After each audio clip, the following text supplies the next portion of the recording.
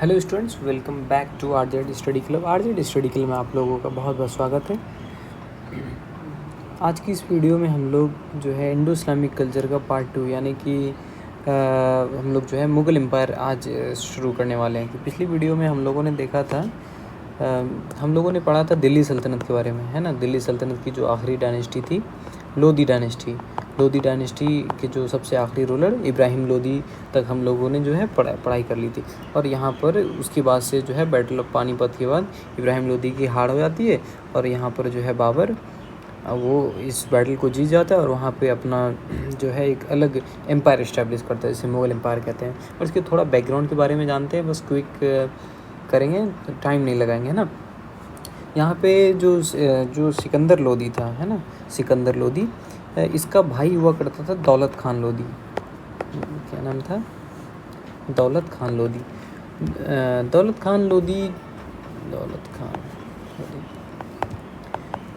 खान लोधी को जो है वो पंजाब का गवर्नर बनाया गया था। और फिर बहुत ज़्यादा चांसेस थे कि जो दौलत खान लोधी है उसे ही गद्दी मिले। लेकिन फिर क्या होता है कि लास्ट मोमेंट पे जो सिकंदर लोधी है वो अपना उत्तराधिकारी, अपना जो सक्सेसर है वो इब्राहिम लोधी को बना देता है ना। इस बात से दौलत खान लोधी को बहुत तकलीफ़ भी होता है। और दूसरी बात ये कि जो इब्राहिम लोधी था वो दौलत खान लोधी यानी अपने चचा को उतना इज़्ज़त या फिर उतनी अच्छी तरह से वो बात नहीं करता था, मतलब जैसा उसे, मतलब कि जैसा दौलत खान लोधी जो है वो चाह रहा था, ठीक है। तो इन सब बातों से खफा होकर के उसने और राणा सांगा, है ना, जो है उन दोनों ने मिलकर के प्लान बनाया कि चलो जो इब्राहिम लोधी है इसे गद्दी पर से हटा दिया जाए। तो दोनों प्लान बना करके बात करते हैं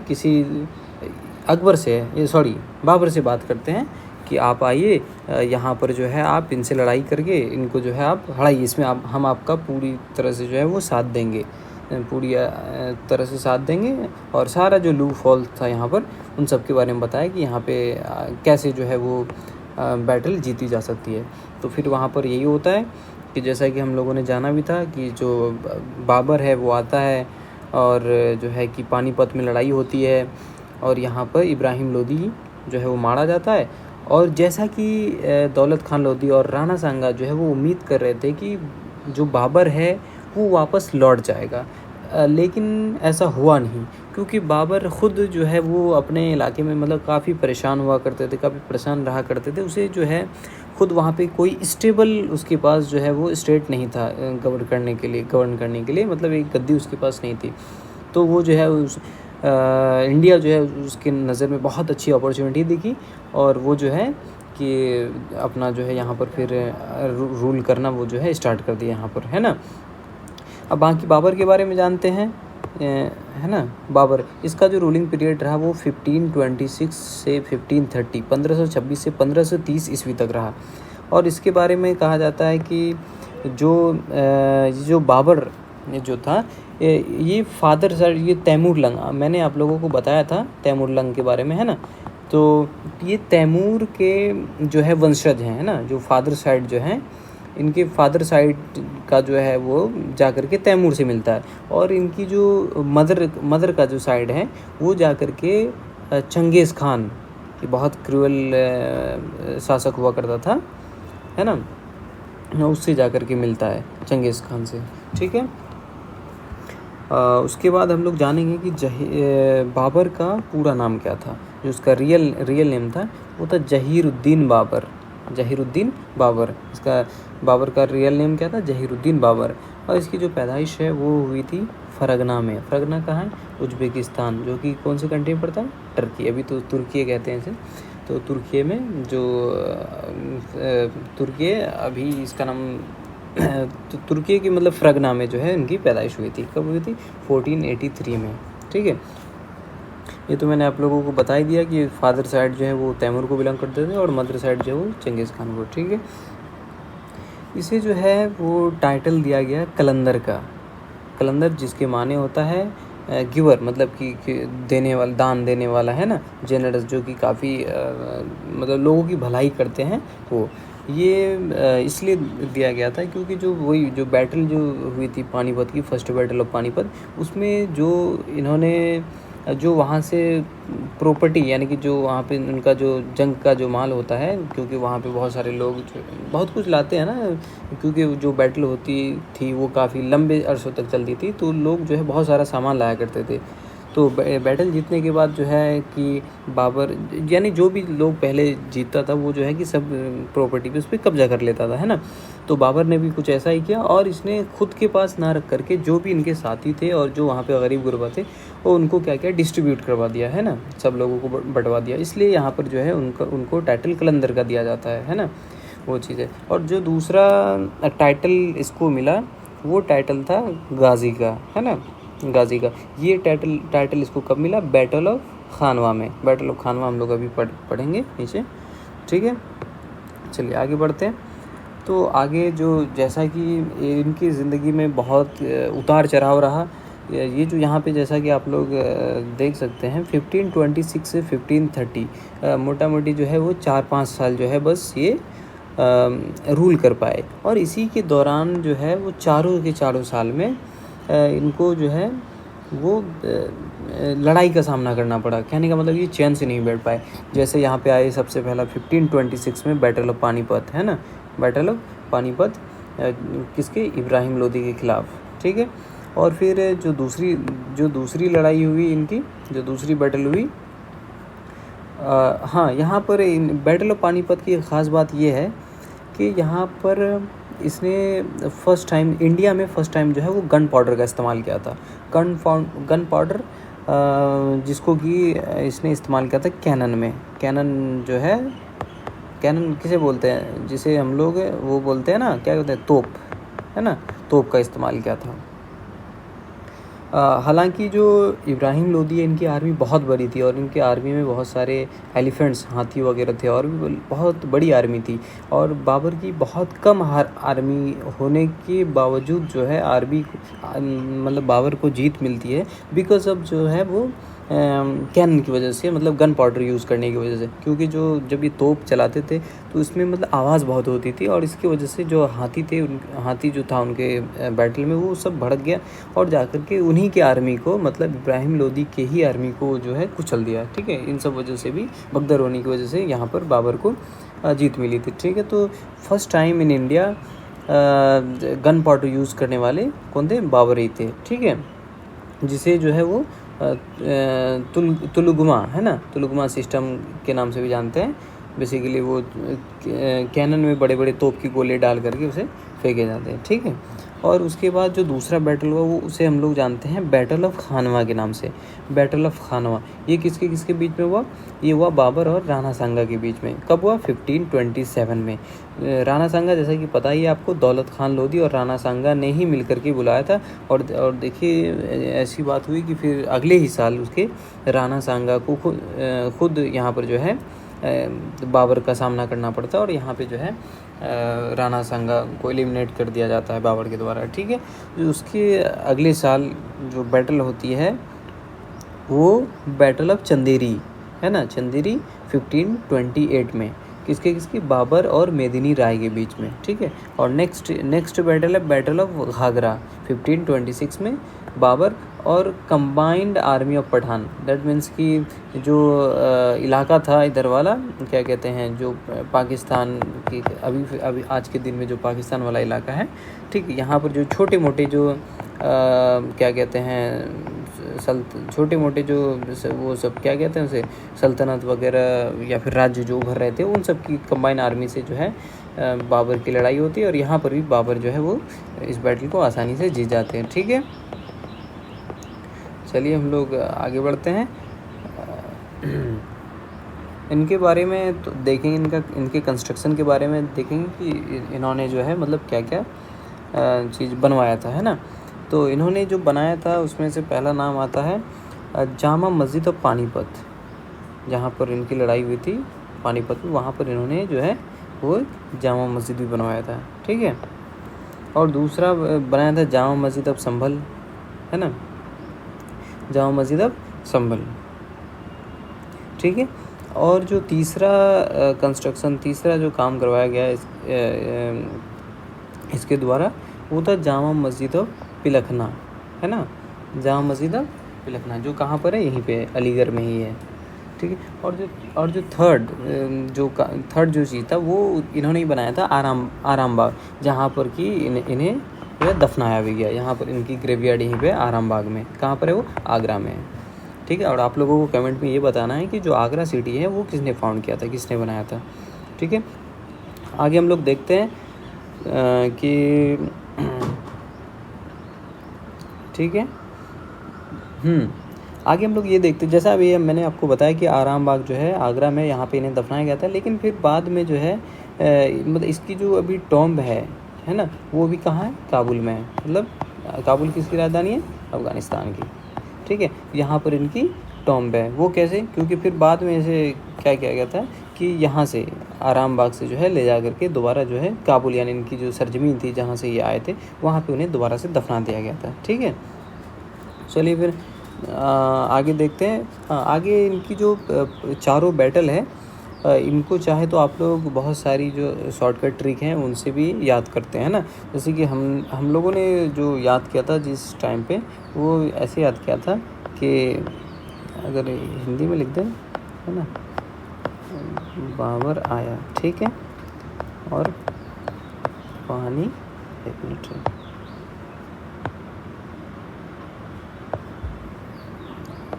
ये क्या हो गया, नीचे लिख देते हैं, उल्टा हो गया शायद। बाबर आया, पानी पिया, खाना खाया, उसके बाद, है ना, एक मिनट,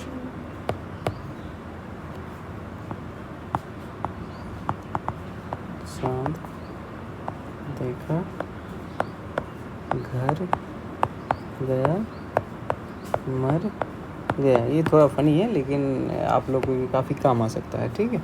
तो बाबर आया, दैट मीन्स 1526 में आया, है ना।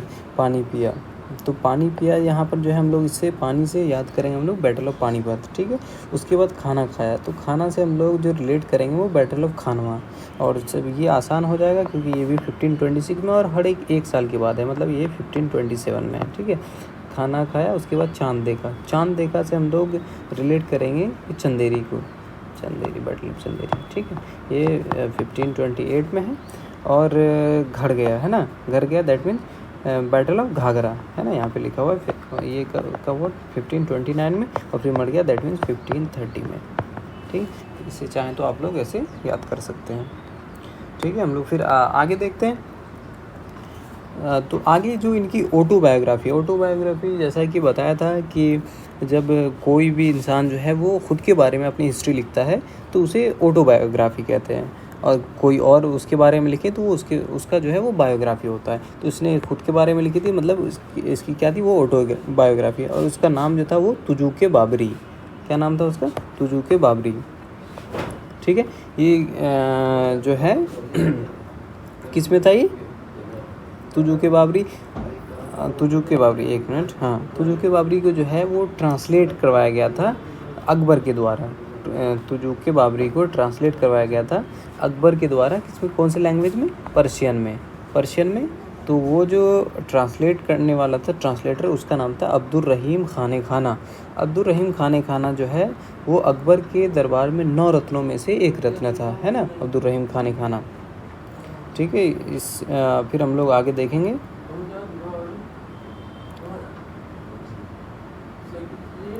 आगे जो है इनके बाद इनका जो नेक्स्ट सक्सेसर बनता है। जी, एक बात और मैं यहाँ पे बताता चलूँ कि जो ट्रांसलेट करवाया गया था, तो ट्रांसलेट कराने के बाद इनके एडिशन का नाम रखा गया बाबरनामा, ठीक है।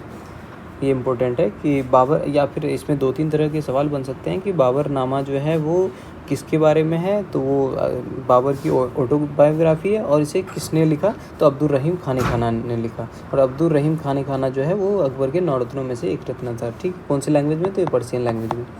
चलिए फिर आगे देखते हैं कि बाबर के बाद जो है वो उनका सक्सेसर कौन बनता है। तो उनका जो बेटा है वो हुमायूं है ना, हुमायूं वो बनता है। और उनका कार्यकाल जो है, मतलब उनकी जो रेनिंग पीरियड थी वो 1530 से 1540 AD। उसके बाद 1555 टू 1556, मतलब 1530 से 1540 ईस्वी, फिर 1555 से 1556 ईस्वी। ठीक है। और हुमायूं का रियल नेम, जो उसका रियल नेम था वो था नसीरुद्दीन महमूद। नसीरुद्दीन महमूद उसका नाम था और उसे हुमायूं नाम से पुकारा जाता था, जानते हैं। ठीक है। और इन्होंने, इनकी जो हम लोग कंस्ट्रक्शन के बारे में देखेंगे तो इन्होंने बनाया है ना, दीन पना नाम सुना होगा आप लोगों ने, ये दिल्ली में है दीन पना। उसके बाद इसे जो है क्या कहते हैं, सेकेंड कैपिटल भी इन्होंने घोषित कर दिया था। ठीक है। चलिए फिर इसी क्रम में आगे बढ़ते हुए इनके टाइम पे फिर हुआ यूँ कि ये चाह रहे थे कि जो इनका अपना इलाका है, जो इनका अपना स्टेट है, उसे थोड़ा एक्सपेंड किया जाए, बढ़ाया जाए। तो इन्हीं क्रम में ये जो है बिहार की तरफ बढ़े। फिर वहाँ पर बिहार में जो है एक अलग डायनेस्टी, सूट डायनेस्टी रूल कर रही थी।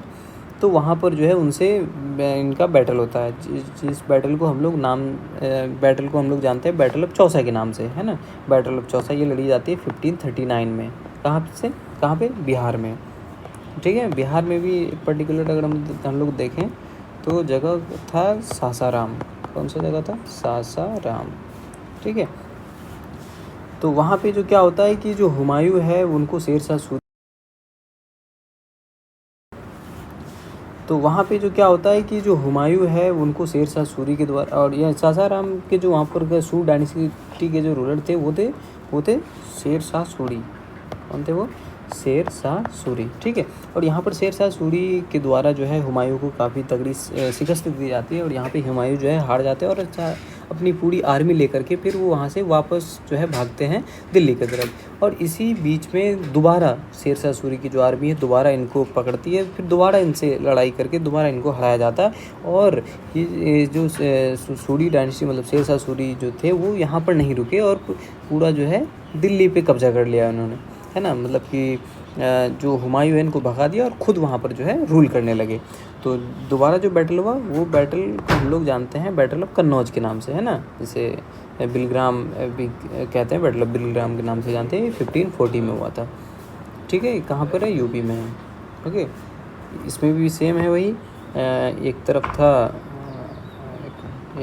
था हुमायूं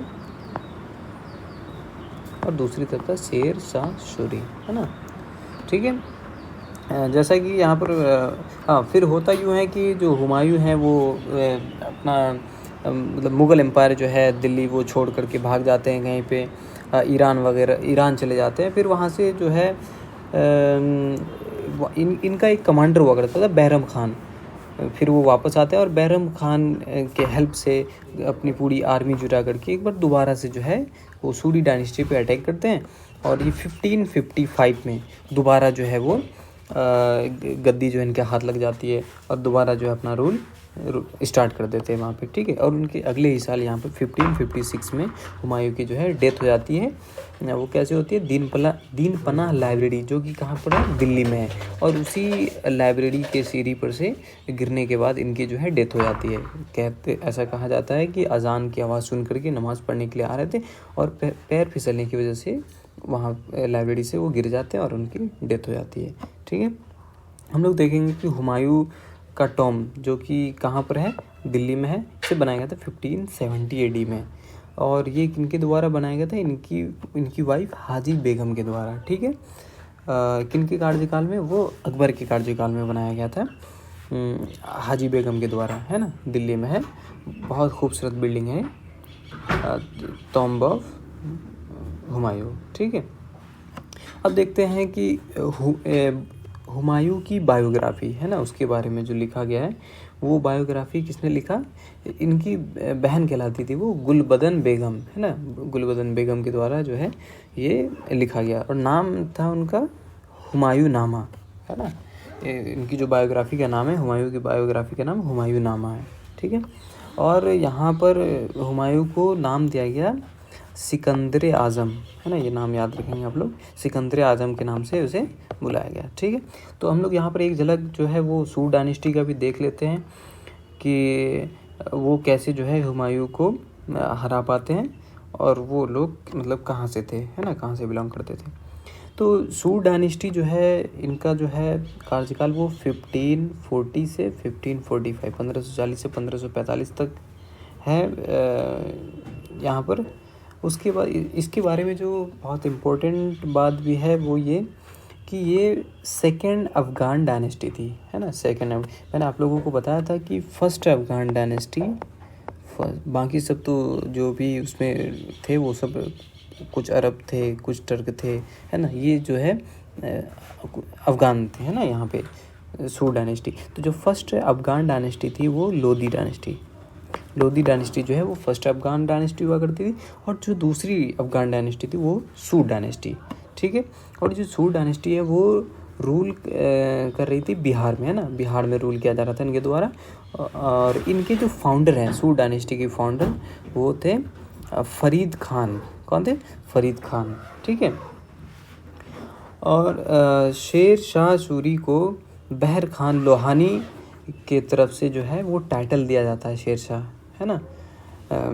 वैसे तो इनका ओरिजिनल नाम फरीद खान था और इन्हें टाइटल मिला शेर शाह का। और सूर डायनेस्टी था तो नाम में इनके सूरी लग गया, तो इस वजह से शेर शाह सूरी से कहा जाता है। और ये टाइटल इनको मिला क्योंकि इन्होंने जो है अपनी तलवार से मतलब एक ही बार में एक शेर के 2 टुकड़े कर दिए थे, जिस वजह से इसका नाम शेर शाह रखा गया, है ना, मतलब इनको टाइटल मिला ये। और इन्होंने 2 बहुत इम्पोर्टेंट काम किए, मतलब कि सिक्के निकाले, और एक जो मतलब सिक्का था वो सिल्वर का, है ना, सिल्वर कॉइन, जिसका नाम रखा गया रुपया। ये जो अभी जो हम लोग देख रहे हैं इंडियन करेंसी रुपया, वो नाम इन्हीं के द्वारा रखा गया, सूर डायनेस्टी के रूलर शेर शाह सूरी के द्वारा, है ना, रुपया। और जो दूसरा था वो था कॉपर कॉइन, जिसका नाम रखा गया दाम।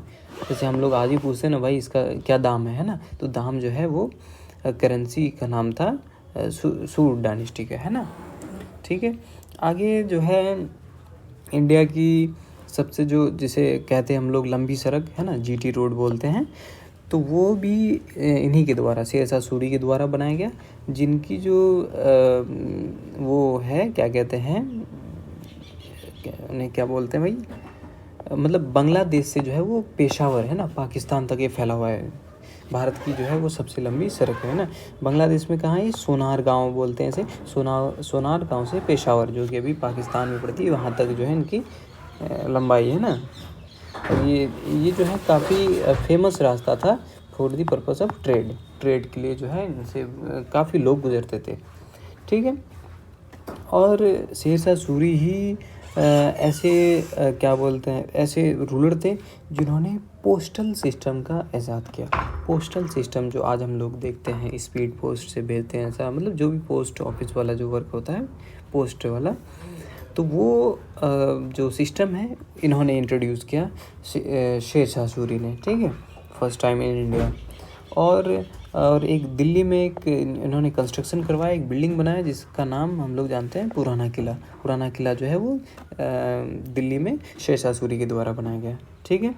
और यहाँ पे कुछ रुपया का कुछ डिटेल है कि जो सिल्वर का जो कॉइन होता था वो 178 ग्राम का होता था। खैर ये इतना डीप में नहीं जाना है आपको, बस हम लोग को बस एग्ज़ाम पॉइंट ऑफ व्यू से बस कुछ मतलब जो इम्पोर्टेंट फैक्ट्स हैं बस वही देखने हैं, ठीक है। बाकी डिटेल में तो आप लोग बाद में पढ़ सकते हैं, ठीक है।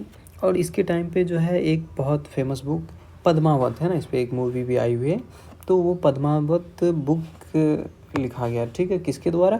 मलिक मोहम्मद जायसी के द्वारा जो है वो बुक लिखा गया पद्मावत, ठीक है।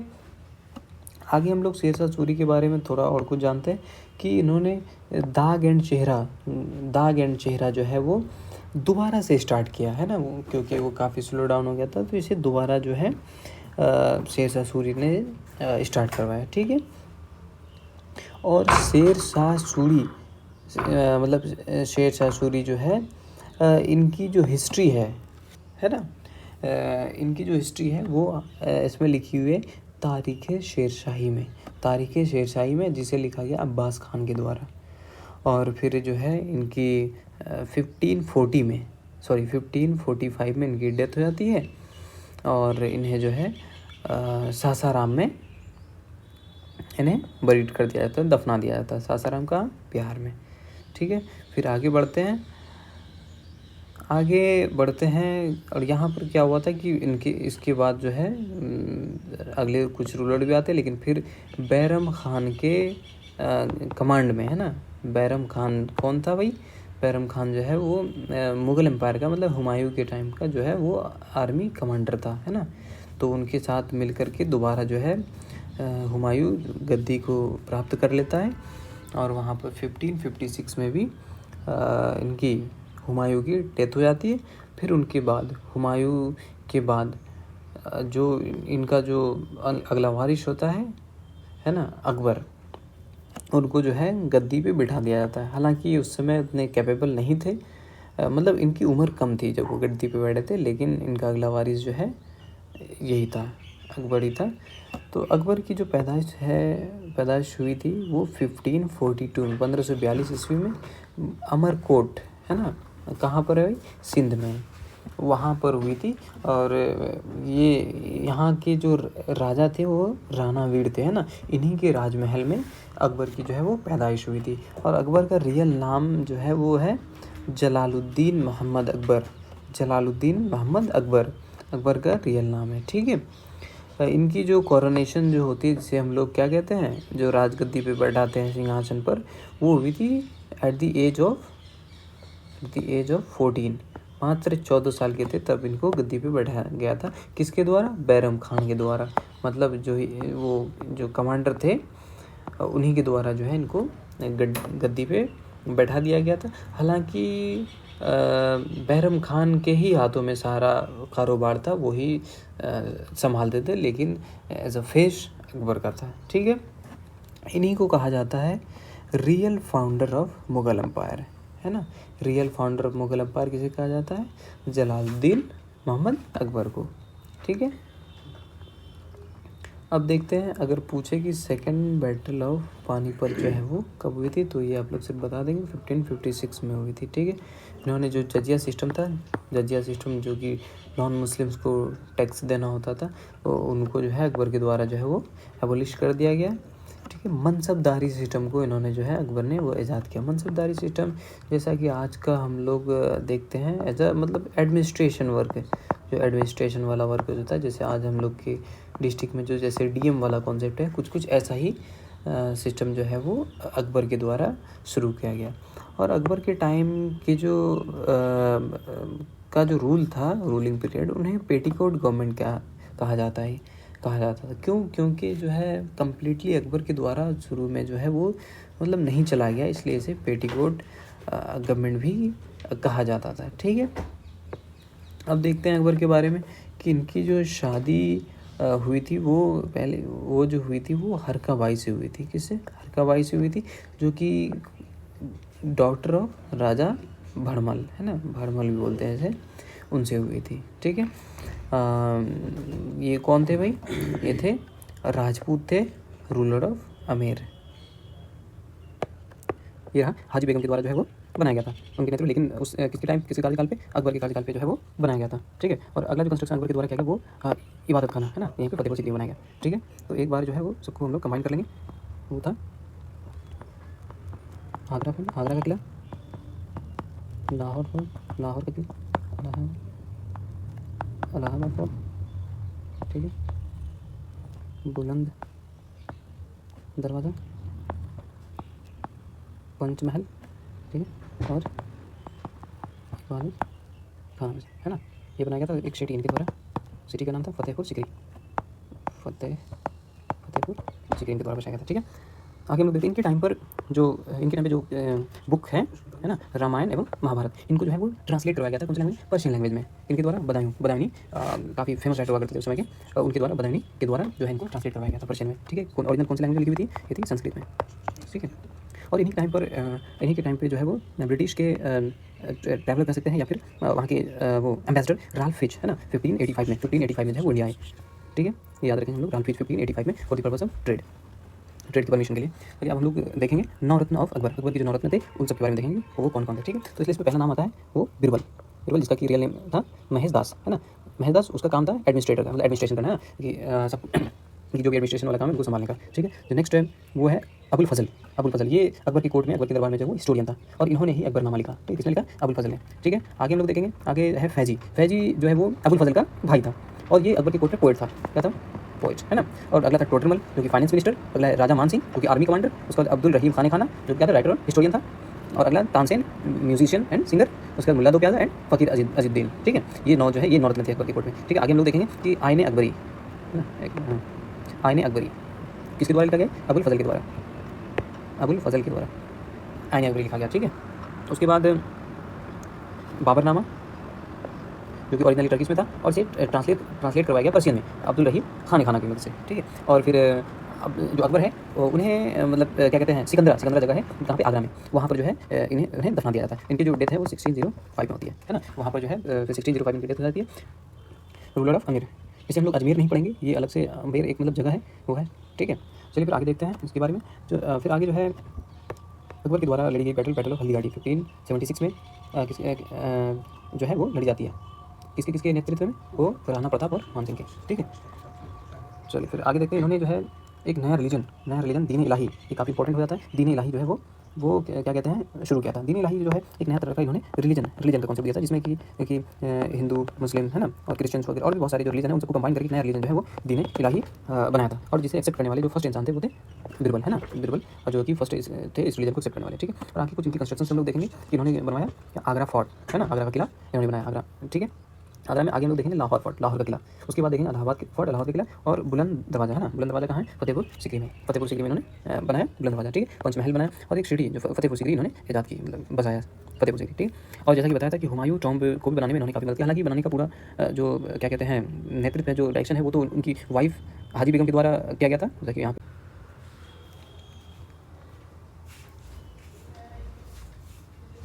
चलिए इसी क्रम में आगे बढ़ते हैं।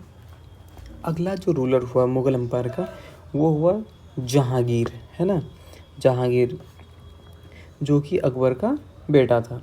और इनका जो कार्यकाल रहा वो 1605 से 1627 एडी तक, है ना, ईस्वी तक जो इनका कार्यकाल रहा। और इनका जो रियल नेम था वो नूरुद्दीन, है ना, जिसे मोहम्मद सलीम कह के भी पुकारा करते थे। ठीक है, आगे देखते हैं कि इनकी जो पैदाइश हुई वो 1569 में फतेहपुर सीकरी में हुई। ठीक है, 1529 फतेहपुर सीकरी में।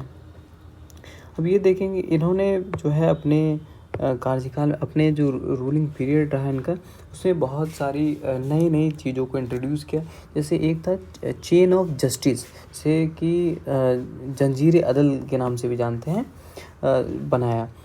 कहाँ पर है ये? आगरा किला जो है, आगरा का किला, उसकी दीवार पे, मतलब वहाँ पे एक तरह का चेन था कि जिन्हें अगर मतलब कि जिस इंसान को भी मतलब वहाँ के सिटीजन को अगर कोई परेशानी होती थी, किसी तरह का कोई दिक्कत, तो अगर उनके साथ नाइंसाफ़ी हुआ तो वो यहाँ पर आकर के इस चेन को, जंजीर को खींचते थे और 1 घंटा बजता था, फिर यहाँ पर जो है उनकी सुनवाई होती थी। ठीक है, तो जुडिशरी के फील्ड में बहुत अच्छा काम किया है। आगे हम लोग देखते हैं कि इनकी जो शादी हुई वो हुई थी नूरजहाँ के साथ, है ना, नूरजहाँ से।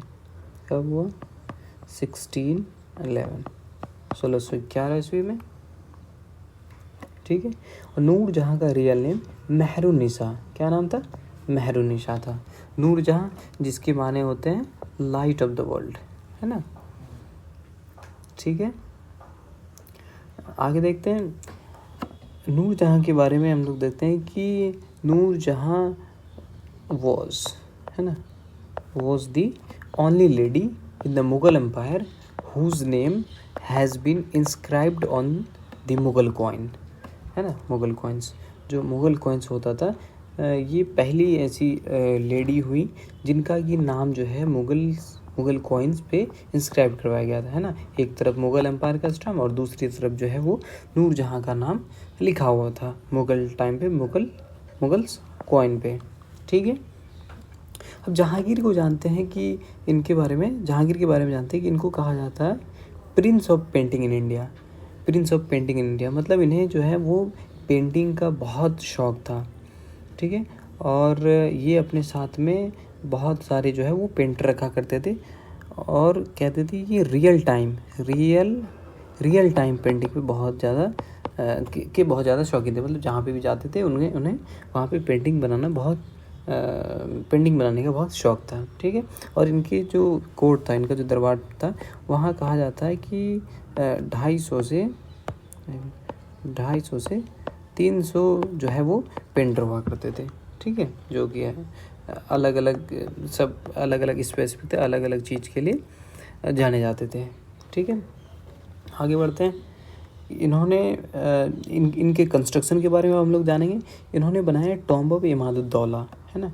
टॉम्ब ऑफ इमादुद्दौला एक तरह की बिल्डिंग है जो कि फर्स्ट ऐसी बिल्डिंग है जो कि प्योर जो है वो कम्प्लीटली वाइट मार्बल से बनाया हुआ है, टॉम्ब ऑफ इमादुद्दौला, ठीक है। अगर पूछा जाए कि टॉम्ब ऑफ इमादुद्दौला जो है वो किसने बनाया, तो वो जो है जहांगीर ने बनाया, ठीक है। और इनके टाइम पे 2 बहुत फेमस इंग्लिशमैन इंडिया आए।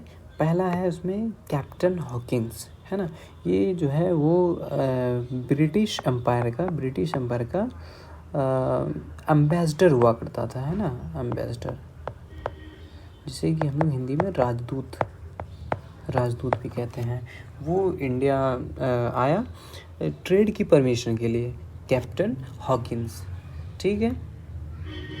उसके बाद जो है अगला एम्बेसडर थॉमस रो, है ना।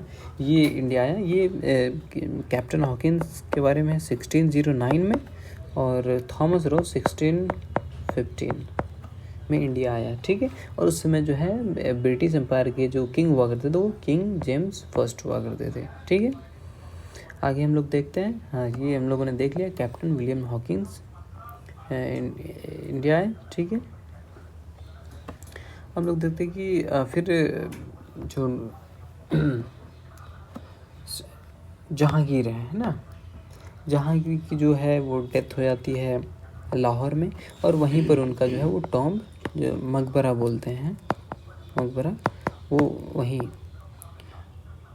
लाहौर में ही बना दिया जाता है, ठीक है। और ये किनके द्वारा बनाया जाता है? ये बनाया जाता है नूरजहाँ के द्वारा, ठीक है। ये याद रखेंगे हम लोग। और जो टॉम्ब ऑफ इमादुद्दौला था वो इनके फादर ग्यास बेग के नाम पर है, या फिर ग्यास बेग के जो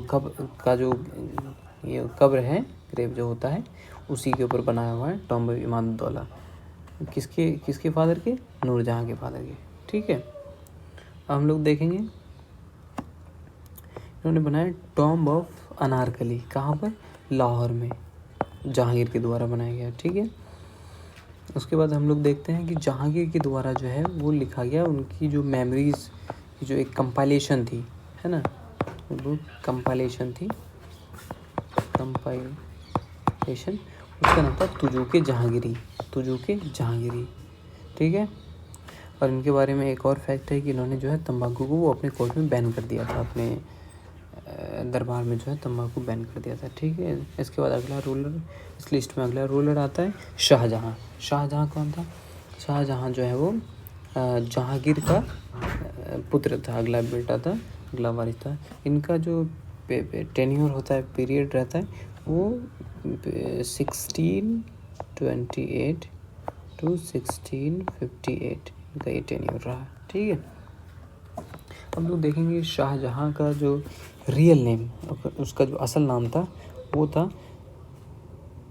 शहाबुद्दीन महमूद खुर्रम, है ना। शहाबुद्दीन मोहम्मद खुर्रम, मैं इनको थोड़ा फ्रेश लिख दूँ, शहाबुद्दीन मोहम्मद खुर्रम, ठीक है। या फिर इन्हें सिर्फ और सिर्फ खुर्रम के नाम से भी जाना जाता था, ठीक है। और इनकी जो पैदाइश हुई वो हुई थी 1592 में। कहाँ पर? लाहौर में। और जो इनकी डेथ हुई वो 1666 में आगरा फोर्ट में, आगरा में, ठीक है। और इन्हें जो है वहीं पे ताजमहल में ही दफना दिया गया, ठीक है।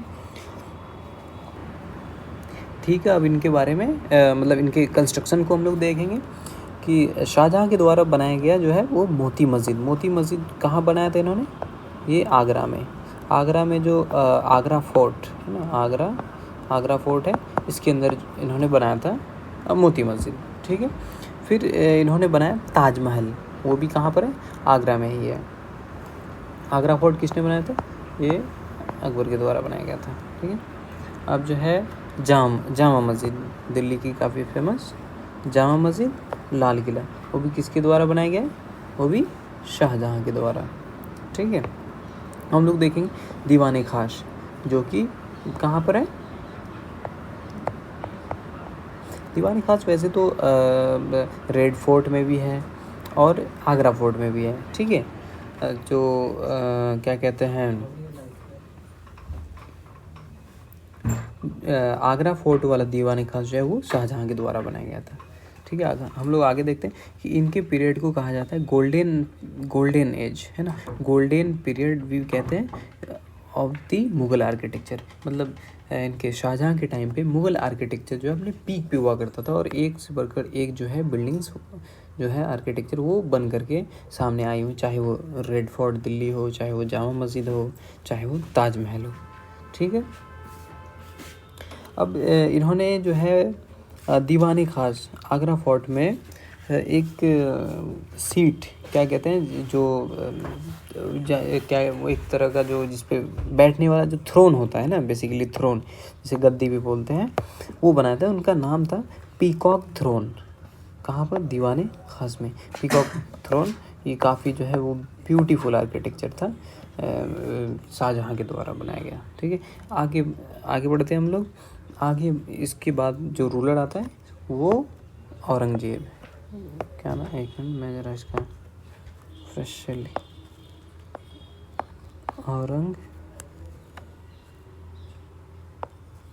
औरंगजेब, ठीक है।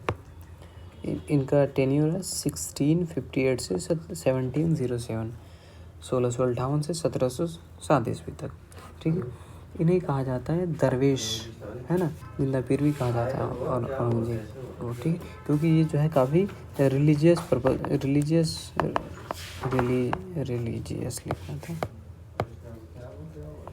रिलीजियस लीडर या फिर किंग हुआ करते थे, यानी ये जो है काफ़ी रिलीजियस हुआ करते थे, इसलिए इसे दरवेश भी कहा जाता है, दरवेश किंग कहा जाता है, या फिर जिंदा पीर भी कहा जाता है, ठीक है। इनके द्वारा जो है कुछ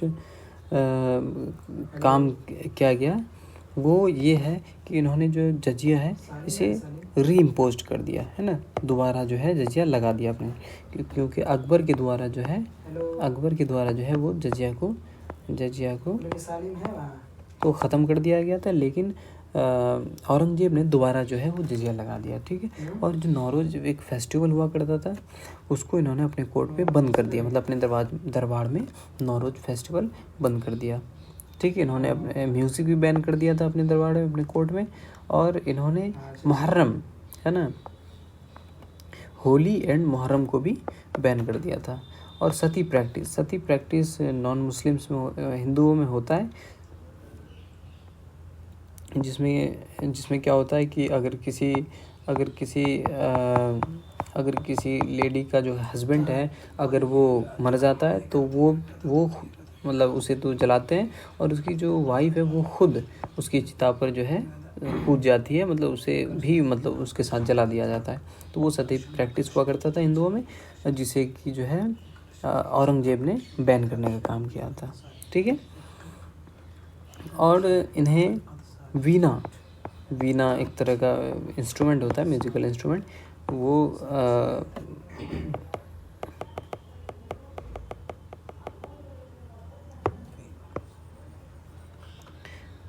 हाँ, नेक्स्ट है वीणा। इसे जो है वीणा एक म्यूजिकल इंस्ट्रूमेंट होता है, तो ये बजाने का ये मतलब काफ़ी एक्सपीरियंस थे इसे बजाने, है ना। इसे तो मतलब कहा जाता है इस वीणा बजाने का। वेट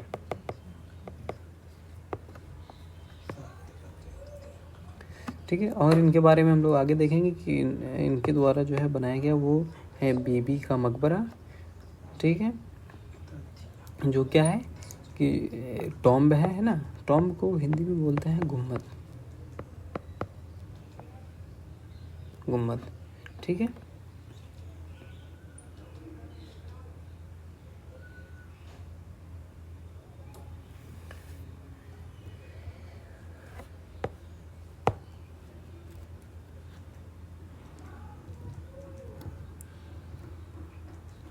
बीबी का मकबरा।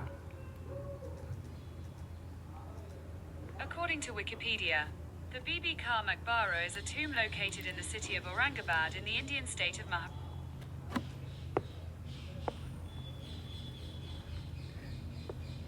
ठीक है, आगे इनके कंस्ट्रक्शन वर्क्स के बारे में जानेंगे कि इन्होंने बनवाया बीबी का मकबरा, है ना, बीबी का मकबरा बनाया अपनी क्वीन के लिए, जो कि कहाँ पर, औरंगाबाद कहाँ पर, ये महाराष्ट्र में, है ना, महाराष्ट्र में, वहाँ पर बनाया। अगला जो आर्किटेक्चर है इनके द्वारा वो है मोती मस्जिद। मोती मस्जिद कहाँ पे बनाया इन्होंने, रेड फोर्ट, ये दिल्ली वाला रेड फोर्ट है ना, यहाँ पर बनवाया गया मोती मस्जिद। ठीक है, इससे ऊपर अगर हम लोग देखेंगे कि ये भी मोती मस्जिद है, ये बनाया गया था आगरा फोर्ट में, और ये बनाया गया था शाहजहाँ के द्वारा। और ये वाला जो मोती मस्जिद है, एक मिनट, हाँ, ये जो मोती मस्जिद है ये बनाया गया था औरंगजेब के द्वारा। और कहाँ पे, रेड फोर्ट दिल्ली के अंदर, दिल्ली में। ठीक है, दिल्ली में जो रेड फोर्ट है उसके अंदर बनाया गया था मोती मस्जिद। ठीक है, और इनकी जो डेथ है वो हो जाती है 1707 में, 1707 AD में इनकी जो है डेथ हो जाती है। कहाँ पे, औरंगाबाद में, जो कि कहाँ पर है, महाराष्ट्र में है, वहाँ पर इनकी जो है डेथ हो जाती है। और इसी के साथ जो है वो मुग़ल एम्पायर का जो है वो डिक्लाइन बहुत तेज़ी से स्टार्ट हो जाता है।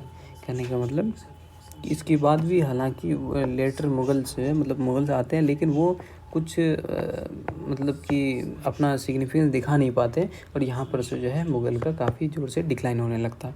इसके बाद के जो मुग़ल्स हैं उनमें से है बहादुर शाह जफ़र फर्स्ट, ये बहादुर शाह जफ़र नहीं, बहादुर शाह है, बहादुर शाह फर्स्ट 1707 से 1712। फिर उसके बाद भी एक दो रूलर आते हैं। उसके बाद जो है वो फर्रुखसियार, इनका जो टेन्योर रहा 1713 से 1790 तक। इन्होंने क्या किया कि जो ब्रिटिश ईस्ट इंडिया कंपनी थी, इनके लिए जो है ट्रेड फ्री कर दिया। बेसिकली इनको जो है वो टैक्स फ्री कर दिया, जिनसे कि इनको काफ़ी फ़ायदा हुआ, और ईस्ट इंडिया कंपनी जो है इनको काफ़ी मुनाफा होने लगा, और ये अपनी बहुत ज़्यादा जो है मनमानी करने लगे। और इनके साथ जो है ईस्ट इंडिया कंपनी काफ़ी मजबूत होती गई। और सबसे आखिरी में बहादुर शाह सेकेंड 1837 to 1857 में यहाँ पर जो है लड़ाई होती है, मतलब 1857 में यहाँ पर जो है पूरी तरह से मुग़ल्स को ख़त्म कर दिया जाता है। और यहाँ पर ईस्ट इंडिया कंपनी जो है वो इंडिया को पूरी तरह से मतलब टेक ओवर कर लेती है, और वो ख़ुद रूल करने लगती है। इसी के साथ साथ जो है वो मुग़ल एम्पायर ख़त्म हो जाता है। अब हम लोग आगे जो है वो अलीगढ़ मूवमेंट देखेंगे। इसमें सर सैयद अहमद ख़ान के बारे में देखेंगे, जो कि हमारे एग्ज़ाम पॉइंट ऑफ व्यू से काफ़ी इंपॉर्टेंट है, और यहाँ पर से भी काफ़ी इंपॉर्टेंट क्वेश्चन बनते हैं। ठीक है, इन सभी को आप लोग रिवाइज़ कीजिए, इंशाल्लाह इससे बाहर क्वेश्चन नहीं आने वाला है। बाकी और भी मैं एक सीरीज़ लेकर के आऊँगा जिसमें कि इम्पोर्टेंट MCQs जो है वो होंगे, और साथ में जो PYQs है इंशाल्लाह वो भी सॉल्व कराई जाएगी।